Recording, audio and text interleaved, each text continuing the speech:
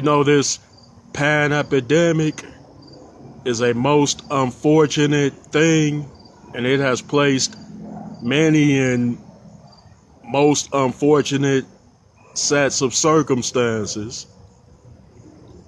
But when you look at certain things involving it, you can't help but to think, wow, there are fortunes of it, many fortunes. Like, for instance, the kids got a long summer break.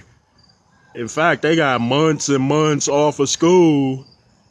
And then when they go back to school, which has started recently, they can stay at home and get to sleep a little bit later, before starting their online classes. And then with that being said, with the unemployment situation, many people have had a lot of time off of work, and they got to stay home and rest and be with their families, be with their kids. And then if they were extremely lucky and fortunate financially, where they had a nice savings or were able to get unemployment, then life would not have seemed so good. And then I know I've heard about most unfortunate things involving people being at home all the time. Like they said, the domestic violence rate has gone up rather than staying the same or going down. So that only means that if the people are together the whole time, when it comes to domestic violence issues, then there's going to be confliction. And if that's the case, why even bother being with that person if they're going to bring all types of headache to it? And in some cases, it might be the female, but come on, when it comes to domestic violence, 9 times out of 10, it's the guy that's the aggressor and that's the agitator. You got to be real on that tip. It's only rare that you would see some big 300-pound woman taking advantage of some 150-pound guy. I'm not going to say that it can't happen and that it hasn't happened, on the occasions, but it's only on the slimmest, if that. And that's only if, a guy gets with a real crazy, violent woman that had a real questionable past. Like she might have joined street gangs, ran with tough crowds growing up, and she was taught by her mom or dad not to take any BS from nobody.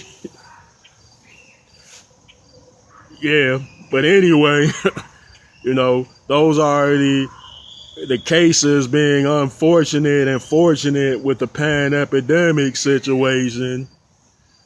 And then when I'm looking at the case with the kids, and me personally, I'm thinking I've never had it that good, because I remember having to go to school like much of the year, and then start off, I get up in the morning, or I was woken up when I didn't want to get up, and I'm like, hey, leave me alone, please.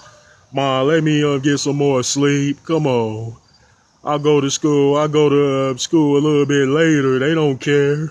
They don't like me anyway. And she's like, no, you got to get up now. It's time to go to school. And I'm like, okay, Mom. Then I get up. It's all early. That's the worst time to get up, when it's early. You'll be better off getting up when it's late. And then, nevertheless, I wake up, get cleaned up, get my clothes on and make that trip up to that school. And then I would go on like much of the year, and then every year leading up into the 12th grade and beyond. Now with this situation, with the pan epidemic, the kids, they got a lot of time off extra. It's like they got an extended summer, which was when it began like in March. I think the schools were closed down or something like that, and it led all the way up until September. And then they get their classes online at home, where they have to just I don't know how it works, but I think they have to approach it like a course by course thing, where they would type into a science class, then a math class, an English class, a reading class, and so forth. But there's no gym class, and there's no swimming, and there's no lunch class in school. And lunch was always one of my favorite courses too. I'll be on the real side, especially on pizza day and Friday. But yeah, so the moral of this story is, like, sometimes in life where you find yourself in unfortunate circumstances and situations that were not necessarily of your choosing, you will find that you must find the bright spots in them, or the silver linings. I would describe those such cases as making tall pitchers of lemonades out of sour lemons. I usually sum it up like that. When you're in a most unfortunate, I would just say, well, I can find something or make something good out of it, which will be a tall pitcher of lemonade if there's much of it to make. Sometimes it would be a glass of lemonade. Yeah.